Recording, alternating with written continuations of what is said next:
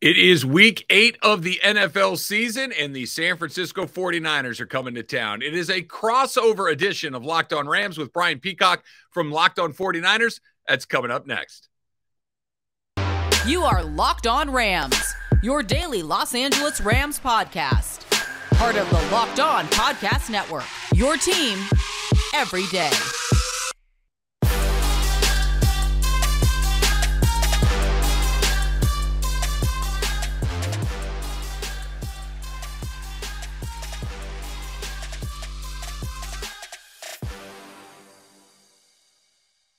Here we go. 49ers Rams week 8. This is going to be fun. Actually, I think 7 and 8 right now in the NFC playoff standings are these two teams, and both of them somehow looking up at the Seattle Seahawks. A big contest for both teams. Week 8, 49ers Rams crossover coming at you right now.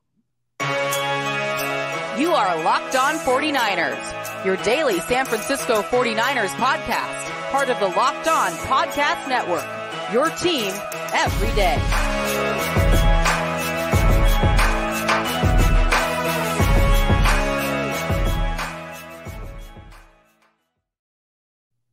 Welcome to another Locked On Podcast Network crossover here. Brain Peacock of Locked On 49ers with Travis Rogers of Locked On Rams. Week 8 should be a fantastic one. I want to thank everybody for making Locked On 49ers and Locked On Rams your first listens every day here on the Locked On Podcast Network. This podcast is presented by our friends at PrizePicks. PrizePicks is so much fun and it's easy to play. No competing with other players, just you versus the projections available.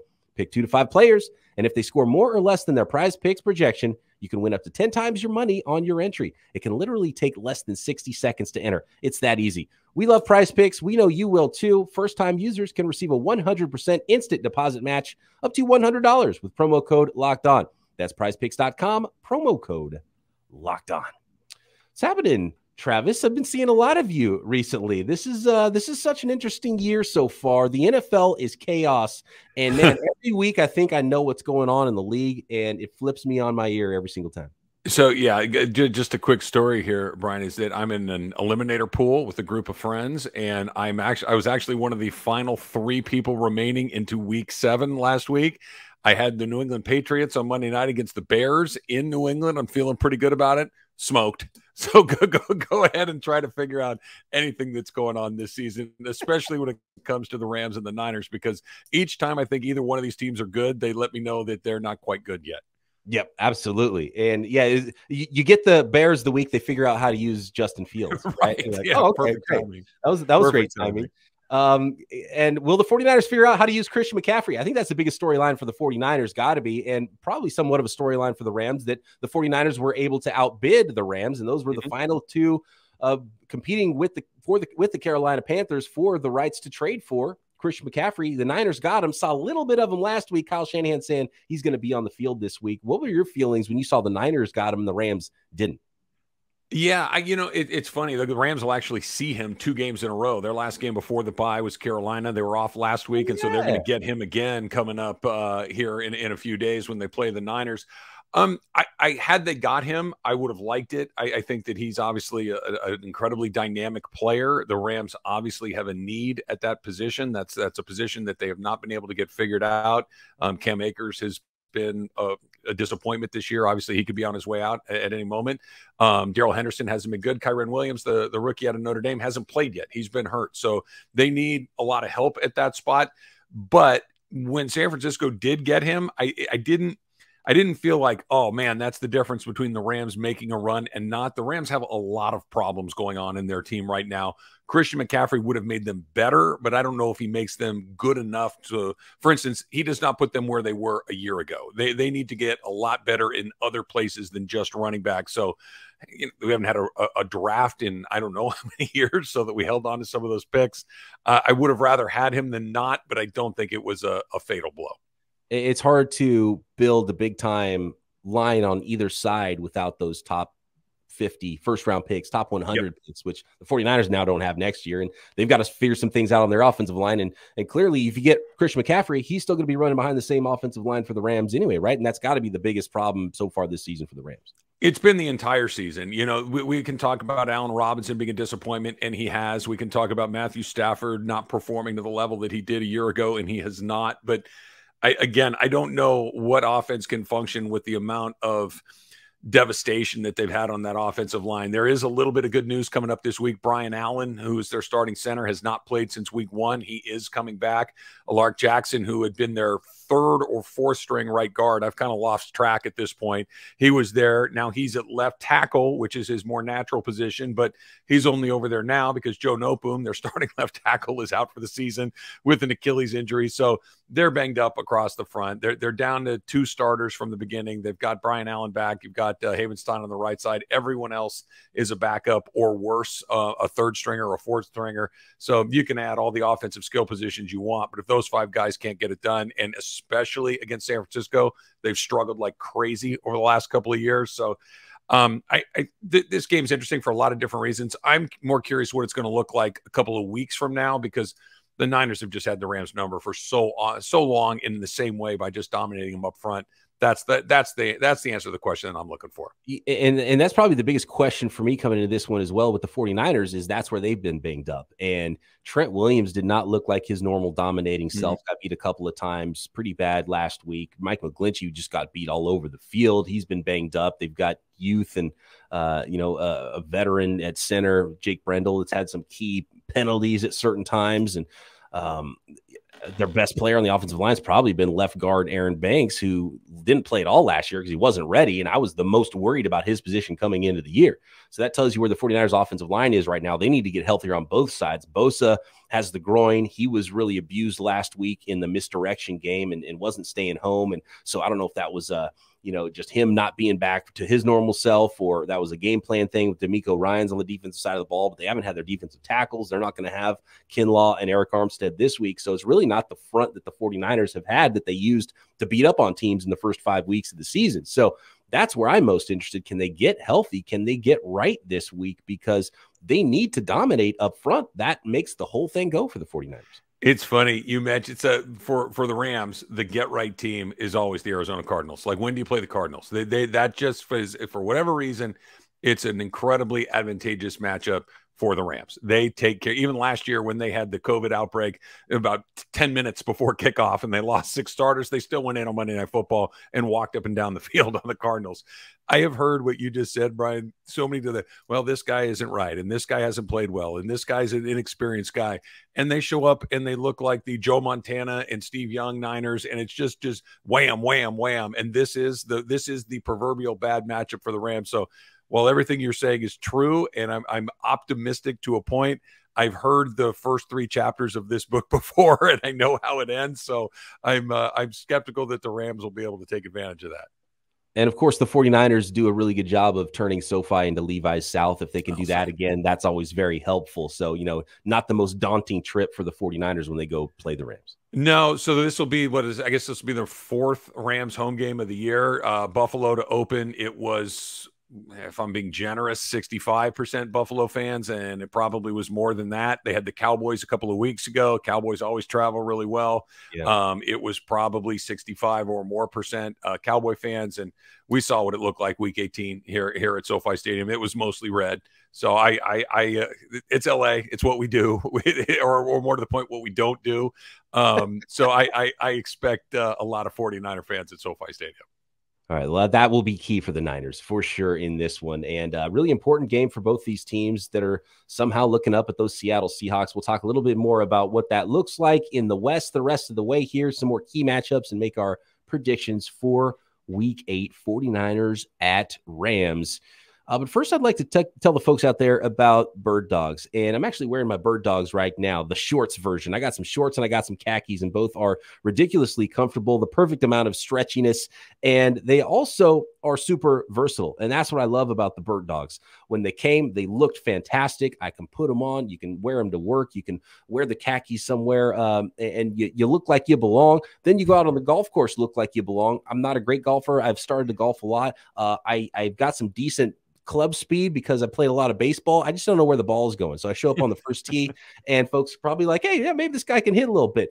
And then, I kill somebody on the wrong fairway. And then I, apologize and then go on about my day and maybe hit some straight ones a little bit later. But the Bird Dog pants are perfect for golf, perfect for work, perfect for just about any environment, and super comfortable. And the shorts were the same way as well. Go to a pool party or go work out, lounge around the house. Fantastic. And you can get yourself a pair of khakis, a pair of sweatpants, a pair of shorts. And when you go to birddogs.com and enter promo code locked on, they'll throw in a free Bird Dogs rope hat. That's birddogs.com, promo code locked on, and boom, a free Bird Dogs rope hat with your pair of Bird Dogs, the most comfortable shorts, pants, and sweatpants with built-in liners. You will not take these things off, I promise you. Whether you're looking to pop the question, maybe have a milestone to celebrate, or want your love to sparkle, Blue Nile can help you make your celebrations even more memorable. You're trying to take that relationship to the next level. Blue Nile offers the largest selection of independently graded diamonds and pieces priced significantly below traditional retailers. And the best part of all, and it's surely the case for me when I'm trying to shop for that special person in my life, whether you're trying to pop the question, take your relationship to the next level, just want to do something nice for buy something for mom, right? Blue Nile has experts on hand 24/7, available via phone or chat to help you find a memorable gift at every budget, which is key. So shop stress-free with Blue Nile's 100% satisfaction guarantee and make that moment sparkle with Blue Nile. Go to BlueNile.com and use code LOCKEDON to save $50 on your purchase of $500 or more. That's Blue Nile, BlueNile.com, promo code LOCKEDON to save $50 on your purchase of $500 or more. BlueNile.com, promo code LOCKEDON. Thanks again, everybody, for making Locked On 49ers and Locked On Rams your first listens every day, and today included. For your second listen today, check out Locked On Sports Today. From the games that matter most to the biggest stories in sports, go beyond the scoreboard and behind the scenes with local experts and insights only Locked On can provide. Guests like Brain Peacock and Travis Rogers showing up on Locked On Sports, which is all the more reason to watch Locked On Sports Today, available on this app, YouTube, and wherever you get your podcasts. So key matchup number one for me in this game, and it's kind of always this way. Matthew Stafford, ailing, throwing pick sixes just about every single week. If you can get that defensive line healthy and right and take advantage of the Rams' offensive line, you got to put pressure on Matthew Stafford and make him make those mistakes, because that's been one of the biggest things that have ailed the Rams all year. Every time I watch a game, I'm like, man, he's still throwing the ball to the other team. What's going on?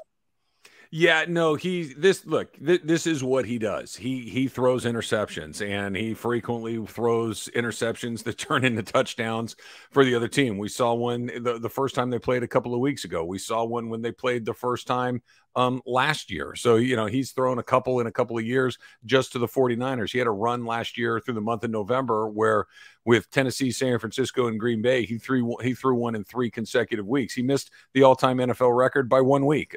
Matt Schaub is still your champion in that category. It's probably not something he wants. Yeah, look, he hasn't been good, but at the risk of repeating myself here a little bit, Brian, I don't know if anybody would be good behind that offensive line. He's trying to do as much as he can. He has virtually no time from the time that snap hits his hands before it needs to come out.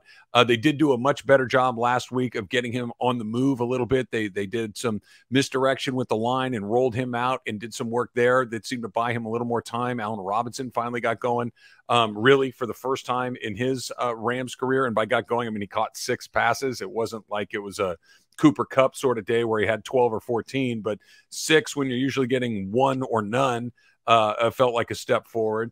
I think that's an important matchup for the Rams to keep him clean along the way.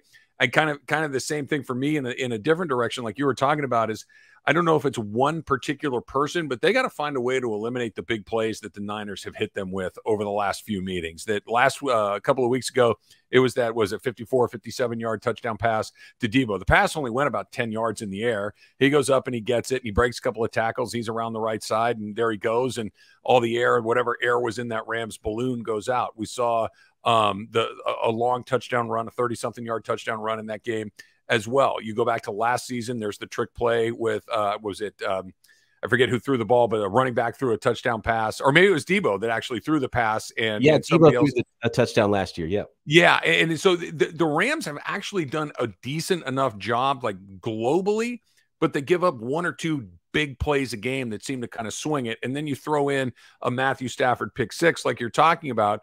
The Rams have been averaging, as far as their defense goes, giving up points.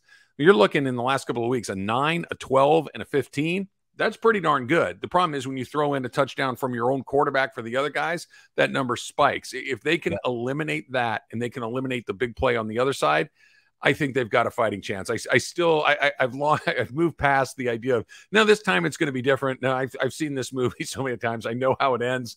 The reason they won the NFC Championship game last year, Jaquan Tart dropped an interception. If he catches that ball, we're probably having a very different conversation. It's a different idea. The F them picks thing might not have felt so cool because you didn't win the Super Bowl and you can't beat the team in your own division. So they need to prevent those big plays. They're going to have to hit one or two themselves. A couple of weeks ago when we talked, the Matthew Stafford arm injury was like, it's something there, but we're not really sure what that is. Do you have a clearer picture there? And he's only gotten hit more since then. I know they've had a bye week, which probably helps, but is that a problem? I have not seen a bunch of throws from him that lead me to believe the arm is a problem. There have been some bad throws, but they feel more like bad decisions than they were that the arm wasn't right. I've seen him make throws that you go, okay, Matthew Stafford, if we're just listing guys that can make unbelievable throws, he's near the top of the list. I've seen a handful of those. The problems he's making are lack of time and bad decision-making and being predictable in some of their playing calling. The two pick sixes they've had against the Niners in the last handful of games, the same play. It just guy steps in front of it, he goes the other way, and that seems to be the play that turns into a pick six more than most of them. It was the one that happened a couple of weeks ago against Carolina when they did it right before the end of the half. I think it's more decision-making and just bad throws as it is an unhealthy arm, because I've seen a lot of really good throws as well. You mentioned Debo, and the good news for the Rams is that Debo might not go this week. He's got a hamstring injury that popped up last week, and he hasn't practiced yet this week. But the 49ers now have Christian McCaffrey that does a lot of work in the same area of the field, short and intermediate, puts a lot of pressure on linebackers, both obviously in the running game and the passing game. That's a huge matchup in this one. What has that unit looked like up the middle for the Rams in the second and third levels there? Safeties, linebackers, is that where the 49ers can find some more wins and maybe rip off another big play like they did last time? Aaron Donald has been Aaron Donald. The stats, as far as the sacks and things like that, the pressures, those sorts of things maybe aren't what you would expect from Aaron Donald, but I think that's more a function that they're not getting much else help up front. Leonard Floyd, who was supposed to kind of step into that role that Von Miller was occupying last year, hasn't really been able to take advantage of that. Bobby Wagner's been really good. Bobby Wagner, since he came over, he's been very, very good. But you're looking at guys like Hollins and you're looking at guys like Terrell Lewis, not as good. That third level, the secondary, even though it's pretty green, they're getting Troy Hill back this week, which should help a little bit too. They've been pretty good. As far as the Rams defense has been a problem of getting pressure on the quarterback outside of Donald and outside of Bobby Wagner. The linebacking has not been great, but the secondary, those final four guys or five guys, depending on what sort of package that they're running, it's been surprising. And it hasn't just been Jalen, who's been excellent since the opening week of the season.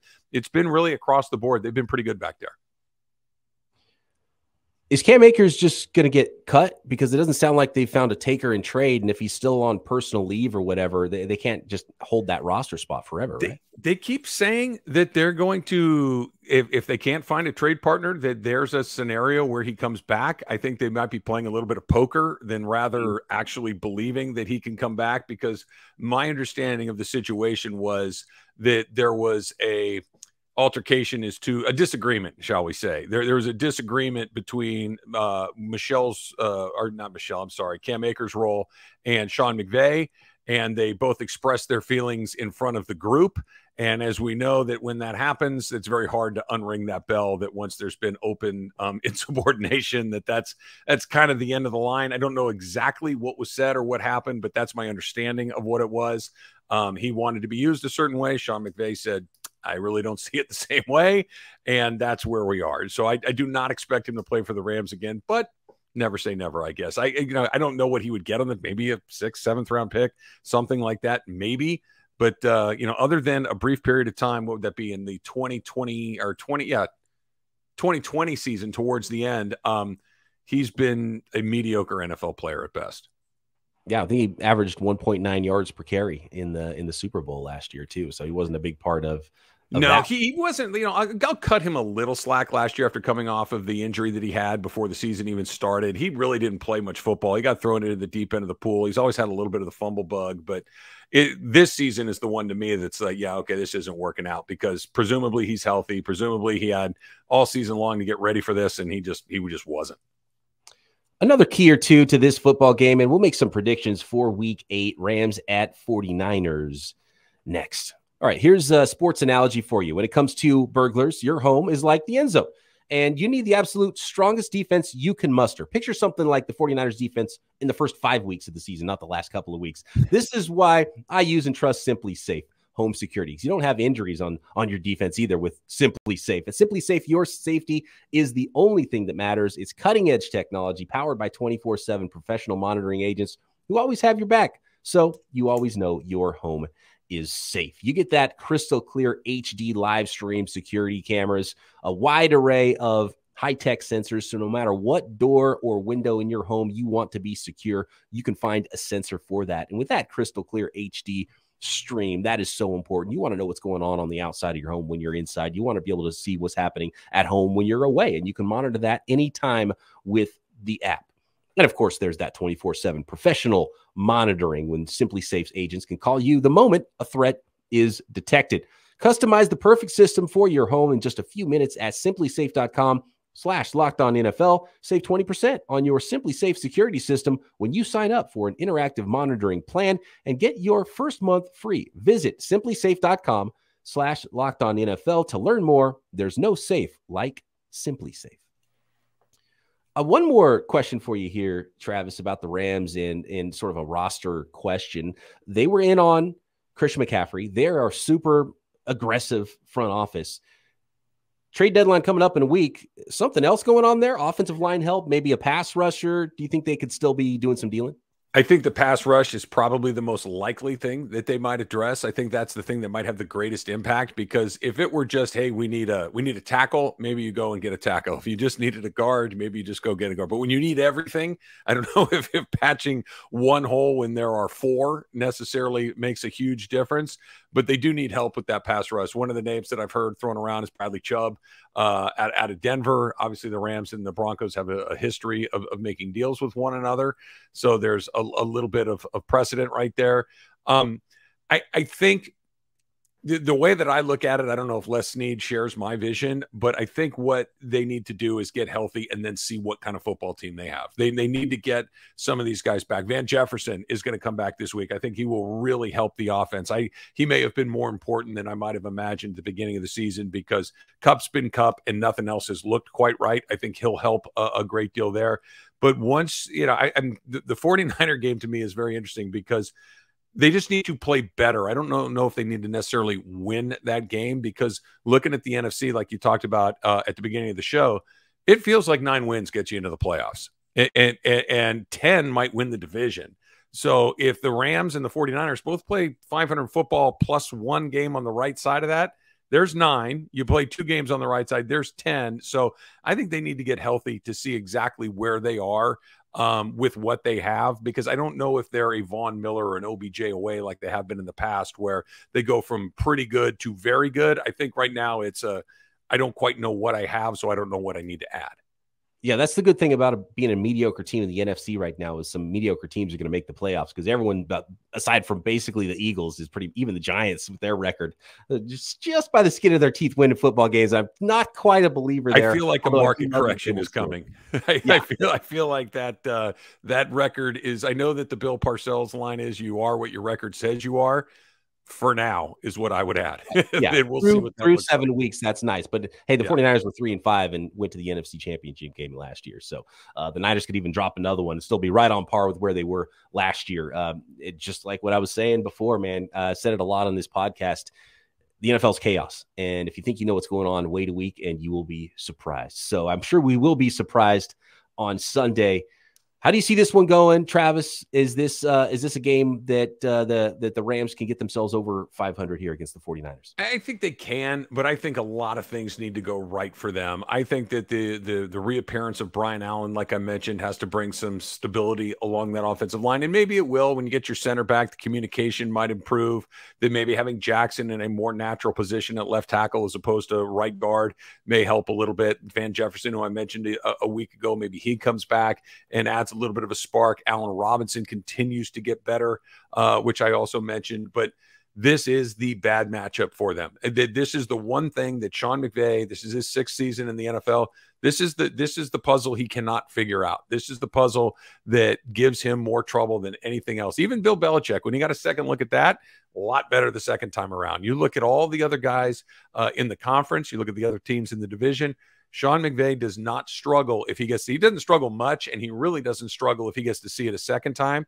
But the 49ers are the one team that he just cannot quite seem to figure out. So I think that if everything breaks right for the Rams, and it is a relatively low-scoring game, no pick sixes, no turnovers, no big plays for the 49ers players, and they can keep this somewhere in the mid to high teens, I think they have a chance. But if they throw the ball to the wrong team or give up another big play, I think it's going to look a lot like what we've seen, which is probably something like 24-13 49ers. Christian McCaffrey, a huge key in this one. Can they get him going? Is he ready after, just whatever, 8-9 days to have a full workload in the offense? And so that's going to be a lot of fun and especially important if Deebo Samuel's not able to go. I do like the 49ers in a bounce back fashion after a bad game last week, especially on the defensive side of the ball, to come back and come correct against the Rams here in week number 8. I like the 49ers by less. I like them by 3. I think this is going to be a tight game. I think it's going to be a fun game and really important for those 49ers fans to show up big like they always do in Los Angeles, because if it's that home environment and everyone's getting excited and you can feel that on defense and on offense and get Christian McCaffrey working, could be a little demoralizing for those Rams, and that's an important one. But it's interesting. You said something about McVay and Shanahan. There's so many coaches in the league from that tree. Almost every team plays a lot of games against those teams. I think it's making life more difficult for both Shanahan and McVay, but they're so familiar with each other. I think it doesn't even factor in anymore because they already knew each other before anyway. Yeah, no, they come from the same place. They studied under the same people, and I think they have a lot of the very same philosophies. And styles make fights, whether it's boxing or whether it's football games. There's just sometimes one guy gives you a much harder time than somebody else. That might not be they're better or worse. It's a tougher matchup for you. I definitely think that's San Francisco. I got one for you real quick. Okay. I'll put you on the spot. Here we are going into week 8 in the season. Do the Seattle Seahawks win this division or not? Because I still think it's either San Francisco or LA that wins it. I still don't think that Seattle, they're playing well. Geno Smith is much better than I thought he would be, but that's another one that feels it because everybody's super excited about them. They're 4-3 too. It's not like they're playing perfect football. Do the Seahawks win the division? Right. No, I don't think the Seahawks win the division. They've been a nice story this far. I think similarly to the New York Giants, maybe they'll come back down to earth a little bit, although they're not far from earth as it is at 4-3. Anyways, it's just that the Rams and the 49ers have not been playing as well, maybe as they should have. And as the 49ers did last year, I expect a run to come.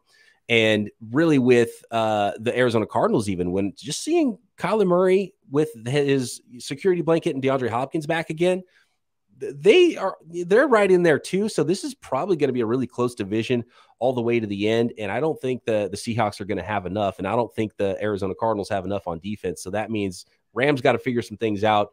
Maybe they add somebody else before the deadline, and the 49ers need to be healthy. And then I think one of those two teams, again, are going to be the representatives. What do you think the number is? Is it 10? Does 10 win the division, or does somebody have to get to 11? Oh, I would be shocked if a team in the NFC West wins more than 10 at this point. Yeah, me too. And I think that's plenty. Yep, I think 10 is plenty, and 9 with all those crazy tiebreakers would probably right now, which the Rams would have because they've had the bye week already, and they're at 3-3. They would have the tiebreaker, and the 49ers would be next because of tiebreakers for the 8 seed currently as things are. And of course, there's a lot of football to play. So it should be a heck of a lot of fun. I'm actually kind of sad, Travis. I'm not going to get to talk to you again unless we'll have to do it for the NFC Championship game. I was going to say, I thought there would only be 2 last year, and yet here we were doing it a third time in the NFC Championship. So never say never. But in the event that that's true, always a pleasure. Thanks, everybody, for making the Locked On 49ers and Locked On Rams podcast your first listen here on the Locked On Podcast Network, your team every day. For you Locked On 49ers listener, Croc will be back with me tomorrow. We'll be doing our keys to victory, breaking down the last thoughts, getting ready for week 8. And, of course, Travis Rogers back again with Locked On Rams. Talk to you then right here, Locked On 49ers and Locked On Rams on the Locked On Podcast Network.